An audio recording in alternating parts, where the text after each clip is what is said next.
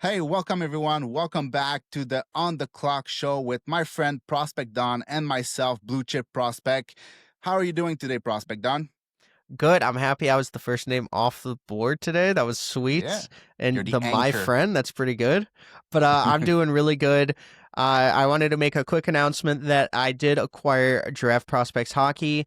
It's a leading scouting service, leading as in like top six. So I'll leave it there. But it's a really cool opportunity, and I'm really excited. So I've been doing a lot of that, so I haven't been on, but I'm happy to be back and see your face and see the hat, the Oakley hat. That's sick.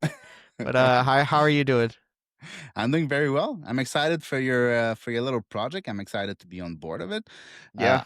Uh, it's going to be nice. Like it's going to be scouting reports. It's going to be a mock draft builder. It's going to be all kinds of things at the same place. You're going to get all the prospect thing that you want all in the same website. You're gonna get interviews. You're gonna get scouting reports. Like I said, the mock draft builder and all this thing. Once it's all set up, it's all going to be really nice, and we're gonna be like so many people writing for this stuff and like analyzing player and giving you as much information on prospect as it is possible to do.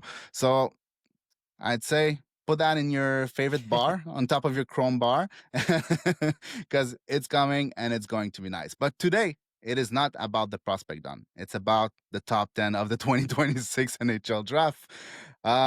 So yeah, that was like every month or so, we're going to like update our top 10 or top 16 maybe at some point as the season goes on. But for now, like there's 4 games played for most people. So we're going to keep it at the top 10. I did a top 16 not too long ago. Things change a little bit, but I'm going to update it on the fly as we do this podcast. And we're going to start with you, Mr. Anthony. And I want to know who's your number one. I'm very intrigued. Or do you want At to go number, number 10 to 1 or 1 to 10? I'll go 1 to 10 because I All think number one is pretty obvious. It's going to be right. Mathis Preston after his six. No, Oh, yeah, it's yeah. That's Gavin what I thought. McKenna for me. Gavin McKenna is just unbelievable. His skill is fantastic. The one thing I kind of think that could hinder him is going to the NCAA playing against 22 to 25-year-old men, being that frame. I do think that he needs to add muscle, but he's not a small player. He's 6 feet. I think that that's going to allow him to, you know, just be on top of the entire year. When you have guys that are like 5'10", yeah, that kind of makes a difference for the scouting community. But Connor Bedard was the number one pick, and he had skill just like Gavin McKenna, but Gavin McKenna is also 6 feet. I would put Gavin McKenna almost in that close generational tier. I'm not sure if he is that yet. We will see this year. I think that if he comes out and scores 60 points in the NCAA, he certainly can be generational. I think he will put up those NCAA stats, though. So I think that it's a clear number one for Gavin McKenna. Yeah, well, it's the same for me. Obviously, I don't think there's anybody who doesn't have Gavin McKenna at number one. And I hear this thing all the time from other people where, like, it might be hard for him at the NCAA level because it is somewhat of a jump, right? The WHL to the NCAA is a jump. The WHL, there's a lot of production, a lot of goals. There's a lot less in the NCAA. But I feel like for a player like Gavin McKenna, not gonna impact it all that much. Like he was obviously many levels above the WHL already. So I'm not sure like because he's playing against 20, 21, 22 years old that are a little bit stronger, it's really going to change all that much. It's not like he's the guy for checking and getting the puck in deeps. He's usually the skill guy, the distributor. Like you said, I'm not sure he's generational. Yeah, we'll see how it goes this year, but I have high hopes for him. I see him a little bit in a Patrick Kane mold type of guy that Mm. can create plays, can also score. He skates really well, crazy hands, crazy brain. Like he sees the ice so well. So yeah, I think everybody agrees Gavin McKenna at number one. And I'm gonna go for number two. Uh for me, like I know most people have Keaton Veroff at number two. I'm not that sold yet on Keaton Veroff. Like I am sold somewhat, obviously, but I'm not like that sold. So I'm gonna go with Ivar Stanberg. I just really like how dynamic he is. I love that he can do everything on the ice. Like he's a little bit of feisty player, so he has no issue going along the board. He has no issue going deep in the zone and get the pucks back. He forechecks. He skates well. He shoots hard. He has crazy hands. He's physical when he needs to. He's just like that type of guy that can actually actually do it all on the ice, that he's going to be good defensively. Like maybe he's not there yet, but I feel like he has that mentality, he has that intensity in his game to be that type of player. It's just like I've been loving him for like 2 years already. So now that we're actually in his draft year and I get to enjoy like the best of him before he gets drafted, I think he deserves to be number two for now. But we'll see by the end. Who is your number two? So I just wanted to talk on Ivar Stenberg for a minute because, I think that he's one of my favorite players in this class. And one of the interesting parts about this class is there's not really a center in the top three, maybe even top five, if you know Yeah. anything about Ryan Robrook, because he hasn't played center in a long time. But Ivar is one of those players that I think just shows that kind of skill, the Hmm. intensity. When he was playing in the J20, he was actually one of their best players with Vigo, who scored 74 points in 42 games. But Ivar was actually better than Anton Frandel in that Hmm. league. And when he actually missed time, you can see a difference. And I talked to Scott Wheeler and Chris Peters about this. Like, he is one of those players that you need on your team. He's a winger, but and that's kind of going to push him down. But in terms of like Anton Frondel, Leo Carlson, and Ivar Stenberg, I think a lot of people might take Ivar or Leo, and it's kind of very close. And GMs are saying that Leo Carlson is is a franchise player and a leader Hmm. that can lead you to a Stanley Cup. There was actually a report about it of a survey, and I don't necessarily know if I'm at that point with Leo Carlson, but if Ivar is in that range, I do think that he will go too. But the thing about Keaton Verhoff is it's the right-handed defenseman value in the positional value there. He's 6'4". He looks like a fourth forward out there, very offensively skilled. He is dynamic, high IQ. I think when you look at that, you kind of see Keaton Verhoff as the number two player. But in terms of best player on my list, I would have Stenberg over Verhoff, but for positional value, it's so close that I push Verhoff at two. But I think Verhoff and Ivar are closer to, you know, pick three, pick two and three argument than they are to pick Gavin McKenna level. Because I know that they had the famous Frank Saravalli tweet that said Verhoff could be the number one pick, and that's just not going to happen. Verhoff is Yeah. closer to Stenberg than he is McKenna, and that's no knock on Stenberg or Verhoff. It's just McKenna's just that great. So I'm going to have Verhoff at two, and then I'll just jump into my three and have Stenberg at three, just because like those two are on the same tier list, but you have to rank them in this kind of sense. So it would be Verhoff two, just because of the positional value and getting that right-handed defenseman that's 6'4" with that offensive ability. But if he does have a bad season with North Dakota this year, which I could definitely see in the range of possibilities, he could end up dropping to 3, 4, maybe even past a guy like Tynan Lawrence. If so, there's a higher range of possibilities from Verhoff than Stenberg, in my opinion. Of dropping? Yeah, because Yeah. he's playing in the NCAA, which is starting to be stacked. If I was Verhoff, I would have just played probably in the CHL and then just kind of figure it out next year, go to the NCAA. I do not like when draft eligibles, unless they're generational or in that tier, go Yeah. to the NCAA level. I think that Colin Potter was probably the only player that I was kind of impressed with at the NCAA level last year, and I think he could have done better. So I'm kind of worried about Keaton, but with the player profile, I also am like, okay, he definitely is top three. So, I'm not sure that that can hurt him. But if players drop every year, and if there's one, I don't Yeah. think it's going to be Stenberg. I do think Stenberg's going to be a lock in the top four, top five. So, yeah, that's kind of my thinking here. Yeah. I kind of agree. I'm not sure the NCAA route was the best route, but at the same time, I'm not sure people are expecting Like there is going to be some production, obviously, but I'm not sure people are expecting like let's say a point per game type of production. He's not a Cole Hudson type of guy, you know. He's a different type of defenseman. He's a 6'4" right shot defenseman whose like main game is going to be defend, retrieve, and move the puck forward. Yeah. Is he going to be the type of guy that's gonna man a power play, a first power play in the NHL? That part I'm not exactly sure about it. If he has that type of skill.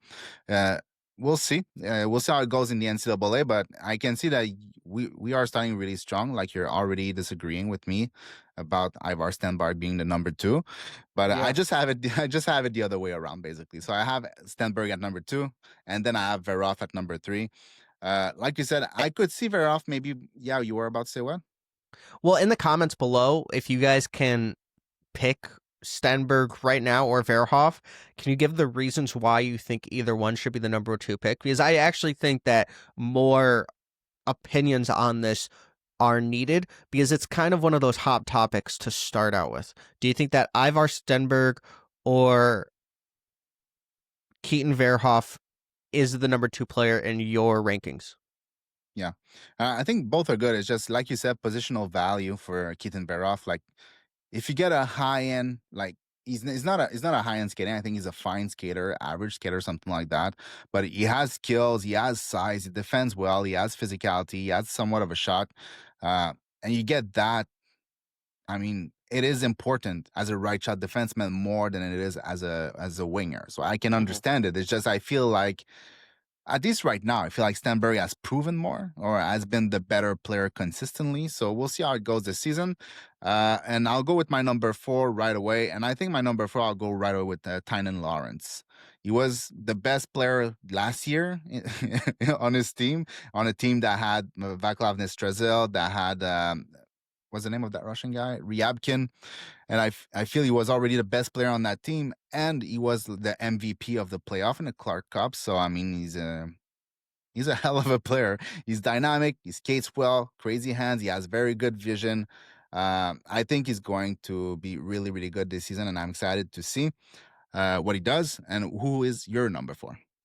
Well, I want to talk on Tynan Lawrence because I went Yep. to the USHL Fall Classic and he was actually supposed to be scheduled to play there, but unfortunately, I guess like 15 minutes before the game, because I was driving, I looked at my phone and realized, I was stopped. Don't worry, but I realized that Tynan Lawrence was out for the game, so I talked to a scout that talked to me for some reason. He might have thought I was a different person, No, he but he was like, "Oh told my God, me, it's prospect gone."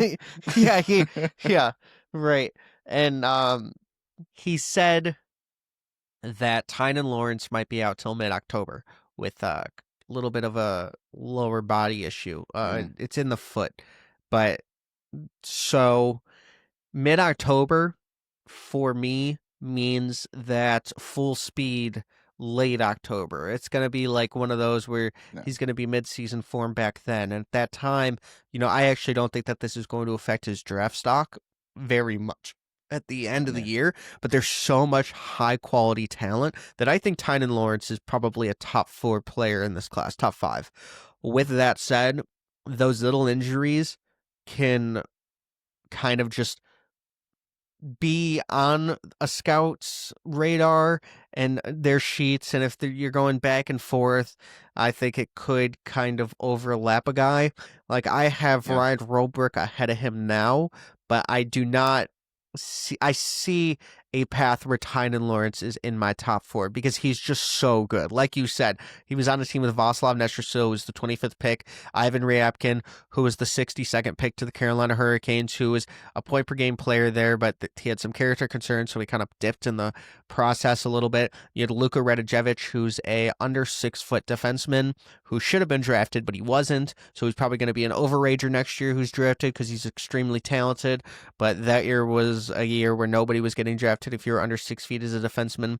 So I really do think that Tynan Lawrence is incredibly skilled. I talked to Scott Wheeler, who said this guy's an automatic top 6 in an organization.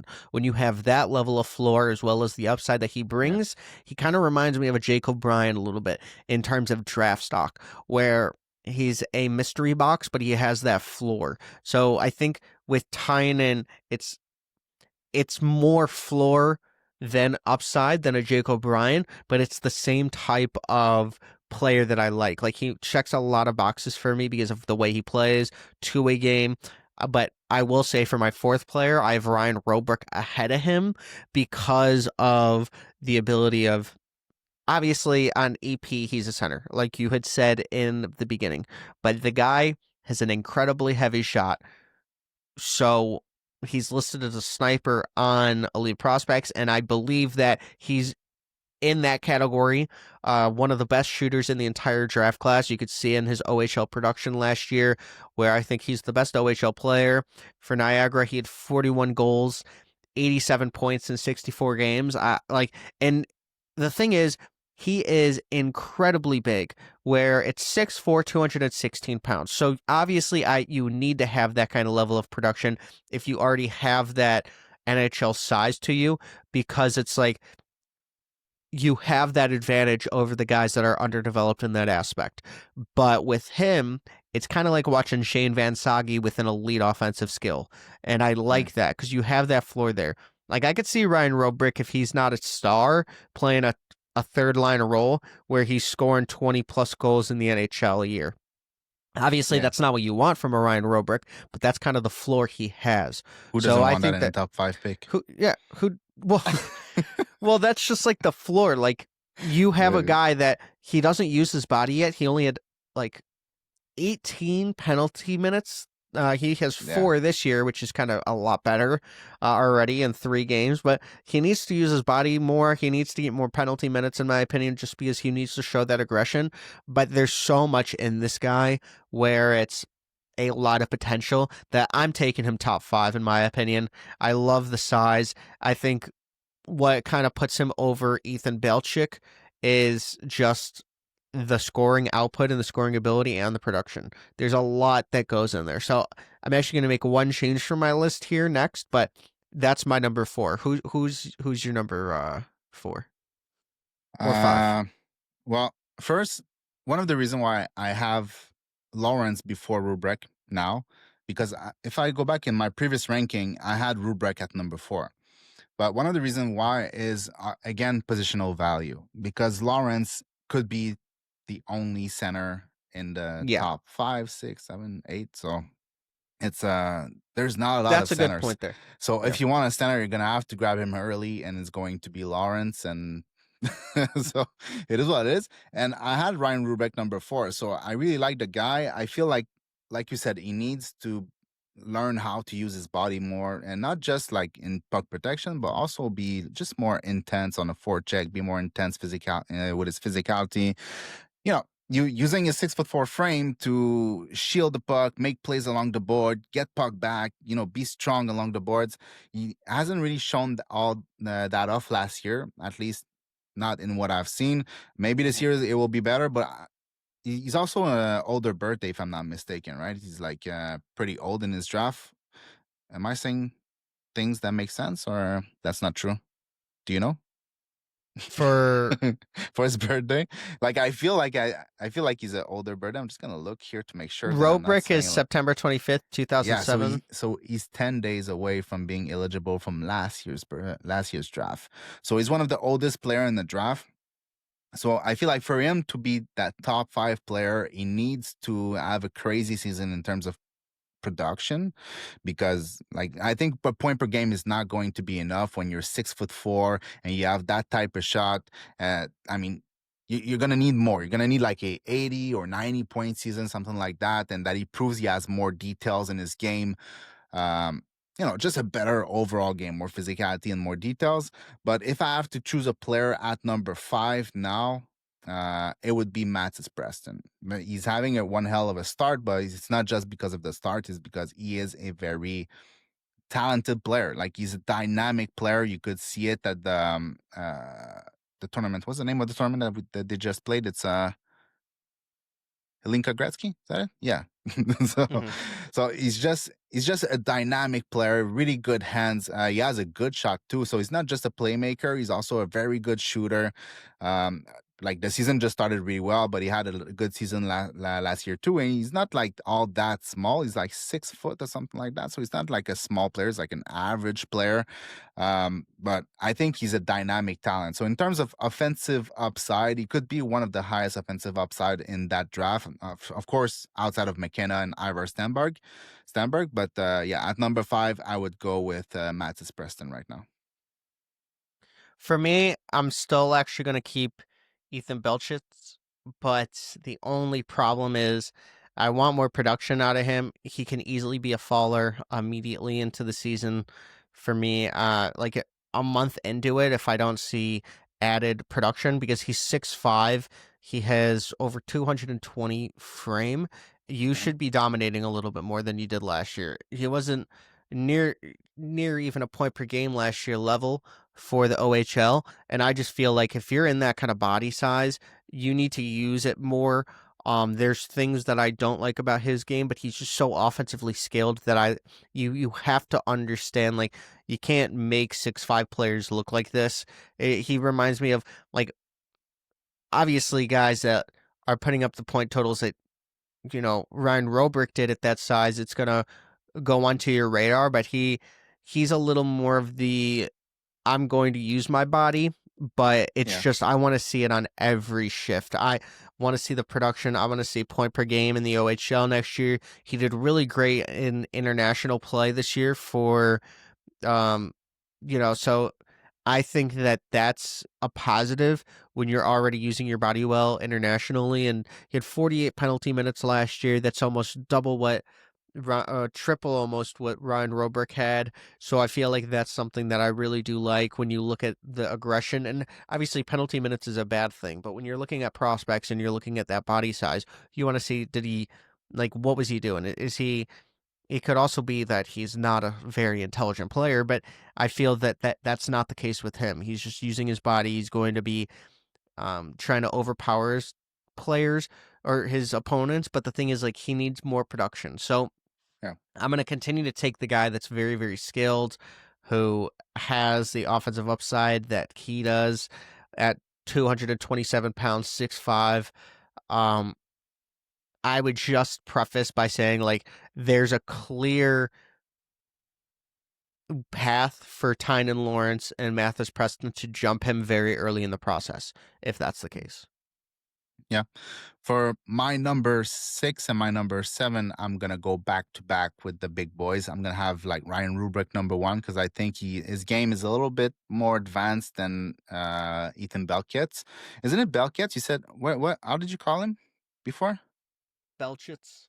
Belches? Isn't it Belkets the way they say it? I don't know if I feel that's. like it. I'm I not. think I'm I'm not sure. probably wrong. I Uh, for pronunciations, I'm probably wrong on that. it's okay. So anyway, I'll go Rubrick at 6 and then Belkets at number 7. And the reason why, like I said, is because Ryan Rubrick, his game is a little bit more advanced right now, but he's also an older player, so that could be normal. The production was better too. Um, but I think Belkets is a different player. Like I said, he's maybe a little bit more north south, less skilled player, less like vision type of player. He's more like, I'm going to go to the net and I'm going to win my battles along the board and I'm going to get that puck in deep and I'm going to work the boards. So he's like a, a monster on the cycle being made. Basically that's what you're expecting. You're expecting some type of Slavkovsky, if you will, but Slavkovsky has a little bit more of a playmaking touch than Belkets, and Belkets maybe has a little bit more of a shooting touch than Slavkovsky. So the same type of player that can use their body, can be really strong along the board, start the cycle, just dominate down low. Which I don't think Rubrek does all that much, but I think Rubrek is a more skilled player, a more imaginative and creative player, somebody who can like identify soft spots on the ice and go shoot that puck with his amazing shot. Again, not a great playmaker. I think he can pass the puck, but it's not like a guy that's going to drive offense all that much. At least he doesn't look like it for now. But yeah, Rubrek number 6, and then Belkets at number 7. Who do you have in those positions? I have Tynan Lawrence coming here, where one of my favorite players, like you said, he's going to be a center, so he's probably going to be drafted earlier than I guess normal. players, but I think that he's probably going to be locked in at that four spot if he has a really good season in the USHL. He's obviously the team leader of this team with them losing those guys that we had stated earlier. Had 54 points in 56 games last year, 25 goals, and I think that he could have had a lot more if needed. In the playoffs, he had 18 points in 14 games, I believe, and it's just like he's now the center of Muskegon Lumberjacks, and they really need him to come back for them to have any chance at contention this year. And obviously, it's just a little injury that he sustained. It's going to be mid-October probably, but he's one of those guys that I really do see a ton of potential in as a two-way center. When you're a top six guy, I think that it's just the offensive ability is also there. Playmaking, he's a safer play too, and I also see the upside. So floor ceiling up like ratio is incredible for me. It's something that I always like because some guys that you could draft and they're just top six, it could backfire very very quickly if you have like a Panthers type of team. But this guy could also be a third line center. I think one of the best in the NHL if he was a third line center. Um, Middle six is a weird saying because it's either like you're a fourth forward or you're, you know, an eighth forward on your team, and it's like, Yeah. what even is that? It's like, what does that mean? But when you look at this guy, he could be one of those guys that his ceiling is top six, like immediately one of the best forwards on your team, like fourth forward. And I don't see that downside of being a third line player just because of like Mm. what he can do. Internationally, he showed out at Holinka. So he's done it on all ends. It's not just a USHL thing, which I love the USHL. I think that it's been very underrated recently, even though I know they're losing people, but it's a very underrated league. So it was unfortunate not to see him at the Fall Classic, but he is my sixth. And at my seventh pick, I have Mathis Preston, who's incredibly skilled, shot out of a gun this year for the season to start already. Like you had prefaced, 6 points already, and he's just incredible. When you watch this guy play, you just he's my favorite player right now, highlights wise. When I turn on YouTube, like I'm searching for him or Vigo because those guys are the ones that like give me goosebumps, and that's usually only an offensive ability thing, where it's like, wow, but that guy has it offensively. You can just see it. The IQ is there. The playmaking ability is also there. When he plays with smarter players, especially internationally, you just see a different type of skill. He has it. Whatever it is, he has it. So I do think Preston has an opportunity to be a top five pick in this class. It's just such a deep class. Like I don't know where Preston would have been last year, but I think that he could have had a shot at going top three just because of his absolute skill. Mhm. Um, so those are 6 and 7 for me. All right. And then at number 8, I'll go with my next defenseman, and it's not probably the same defenseman as everyone else, but I have Xavier Villeneuve right there.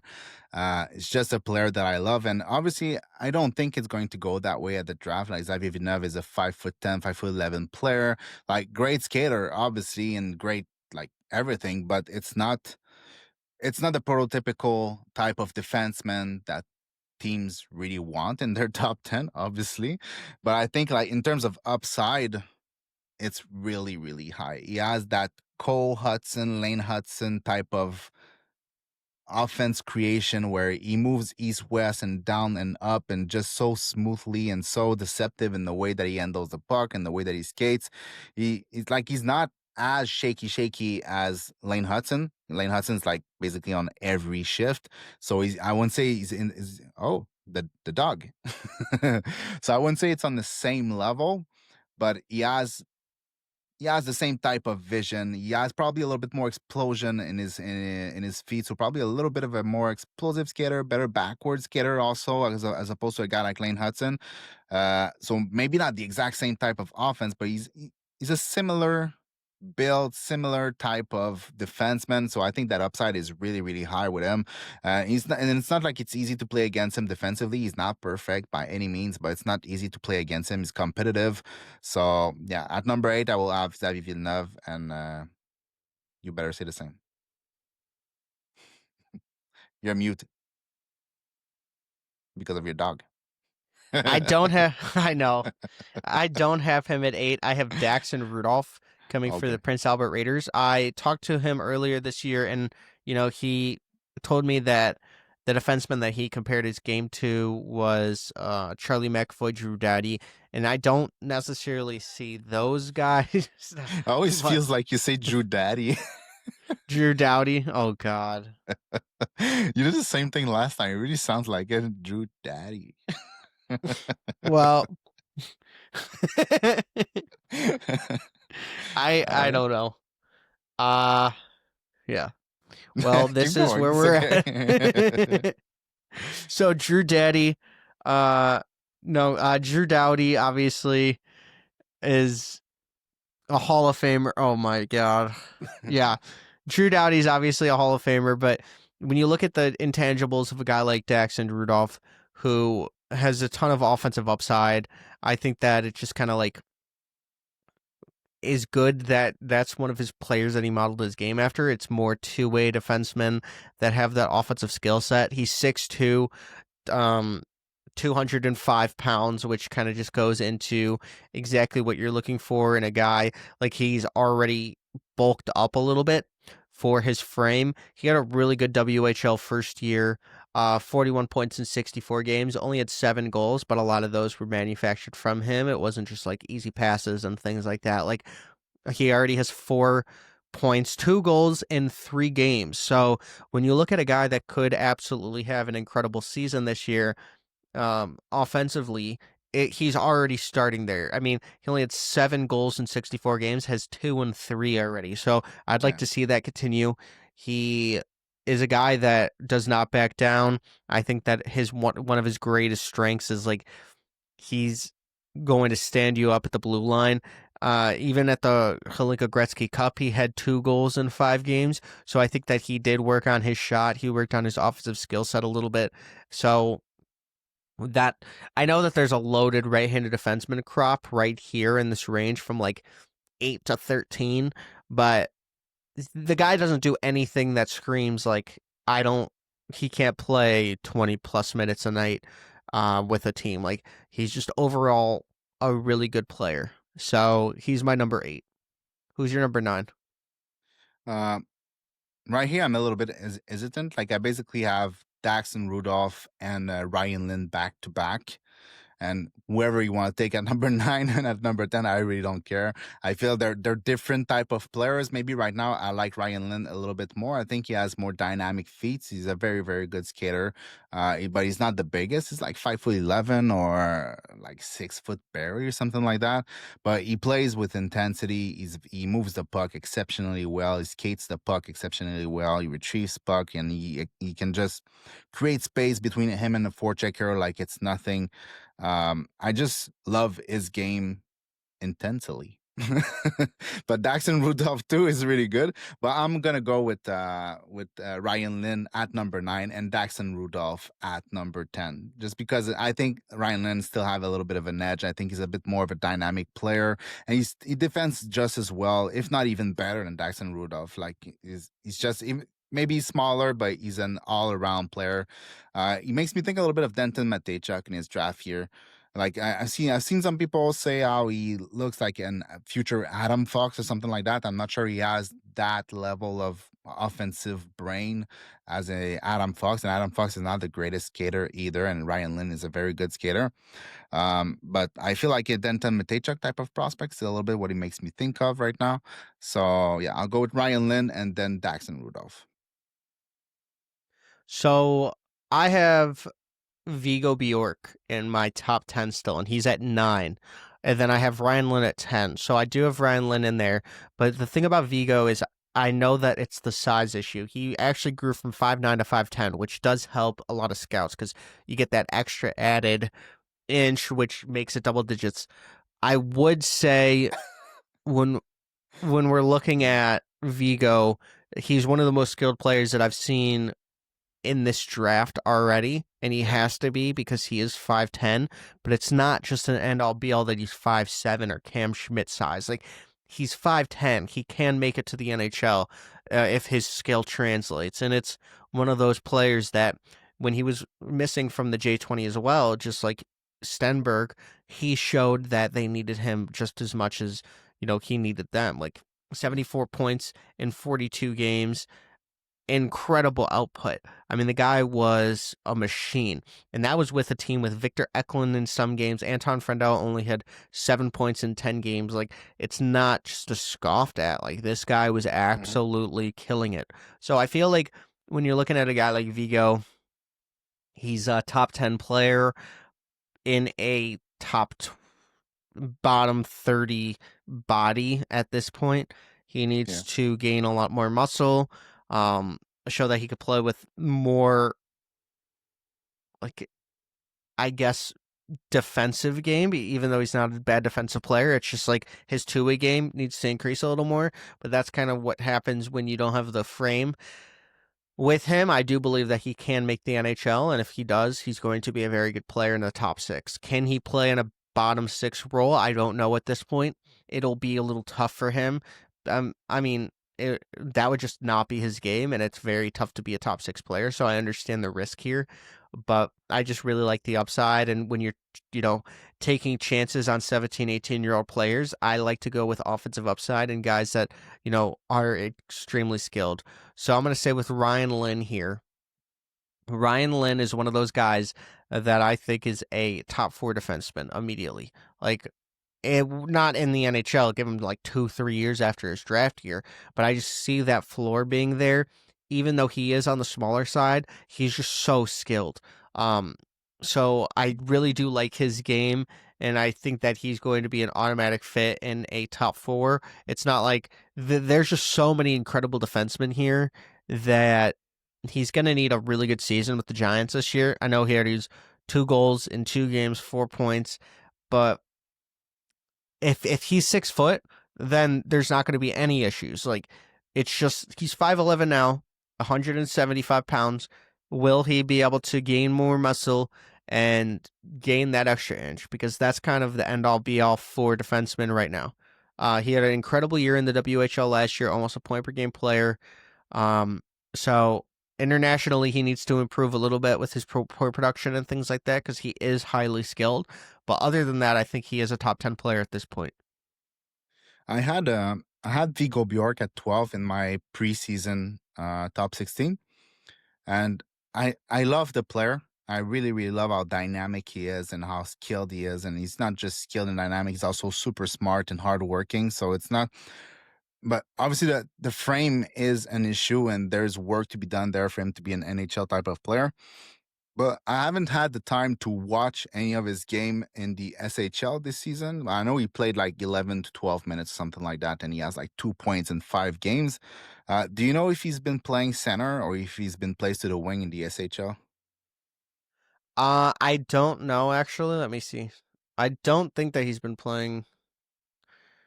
I think that when I saw the first games, I thought he was playing wing. I do not think he was centering. It says that he's listed at center, but when I was looking at those Well, he was playing center last sheets, year. It's just I this year, know. like I said, he's in the list of player to go watch, but time is limited. So, so I haven't watched him yet. So I don't know if he's played center, but I mean, 2 points in 5 games in the SHL, playing 11 minutes. That's perfectly fine. That's good Yeah, production. Very it's good. very good. Yeah, he's playing wing. He was playing fourth line wing about 2 weeks ago. Uh, and like playing 10 minutes a night. Like like he had a goal. So yeah, I do think that they're probably going to steer clear him playing center right now because I mean Anton Yeah, was on the third line playing center, so it is hard to crack that. yeah, for sure. Yeah, and it's usually the way it goes. Like when you jump to the SHL, even if you were a center in the J20 or U20, however you call it now, um, you're rarely going to be a center at the NHL level. If I remember well, even like Carson did play a little bit on the wing, not just the center. So I mean, it's just the normal way to go. But one of the good things for Vigo is actually the fact that he's a natural center. So even though he's Mhm. smaller, and there's not a lot of 5'10" center, there's like Braden Point, and that's about it. I mean, if he can develop some of that strength. He does have like the skills and the vision and the smarts to be that center that also works hard defensively, not just defensively. So he's one hell of a player, but obviously the physical projection kind of limits it. That's why I have him outside of the top 10, but I do believe that he's one hell of a player though. So And lastly, I wanted to say that in prospect news, in otherworldly prospect news, Mason Matavish just signed a 6-year, $7 million deal each. ah, So so he's think not that's coming to kind the of Habs? interesting. I do not think so. Oh well. They probably signed into that deal so that it's cheaper for the Habs. But what do you think of that deal? I think it's great. He's gonna be UFA, I'm guessing, after the 6 years. Because it's gonna Yeah, be like he has to be. 26. Yeah, probably. So, uh, probably not as long as they wanted it to be, but at the same time, probably was asking for too much if it was like a 7 or 8 year deal. I think it's a good deal for him, and I think it's also a good deal for Anaheim because it's not too much money. The cap is going up. 7 million in their cap space is basically nothing because they have plenty of it, and it's like seven is basically what the cap is going to go up next season. So, like in terms of money, it's nothing. And for him, he secures basically like many millions of dollars. So I 42 would million, yeah. so I would Well, have done the same. I would have signed it. That's for sure. yeah, me too. If any place offered me that much, YouTube doesn't pay me enough. yeah, you get paid. No, yeah, Not all the yeah. time. Sometimes you spend 2 weeks working on a video and you make like $3. But yeah, okay, I'm gonna stop complaining. So yeah, so that's it for the top 10. Just to recapitulate. Oh, I didn't note it. Oops. Okay. Anyway, number one, I have McKenna, then Ivar, Stenberg, and Verhoff at number 3. Lawrence number 4. Preston at 5. Rubrek at number 6. Belkets at 7. Then I have Xavier Villeneuve, Ryan Lynn, and Daxon Rudolph to finish that off. What do you have? I have Gavin McKenna, Keaton Verhoff, Ivar Stenberg, Ryan Robrick, Ethan Belchik, which I'll figure out his name, Tynan Lawrence, Mathis Preston, Daxon Rudolph, Vigo Bjork, and then Ryan Lynn. Terrible list. Terrible. Yeah, it's a shit list. All right. So that's it for today. We're gonna come back on the podcast like next week. We're gonna try to amp it up a little bit. I know it's been like 2 weeks since we posted one, but it's just the way that it is because this guy's just always busy. So what do you want? It is the way that Yeah. it is. And next one next week. And I'm gonna post all of them on everywhere, basically Spotify, Apple, whatever you listen to it on. Then I will start distributing it everywhere. And thank you for watching. See you in the next one. And do you have any last word? Peace. Peace. Oh, before the peace, please like, please subscribe. yeah. And also, if you're on mobile, press that little hype button. It helps bring this channel or bring the video to more people on their front page. So go do that. I'll wait 2 minutes. All right. Thank you for everybody for watching. Peace.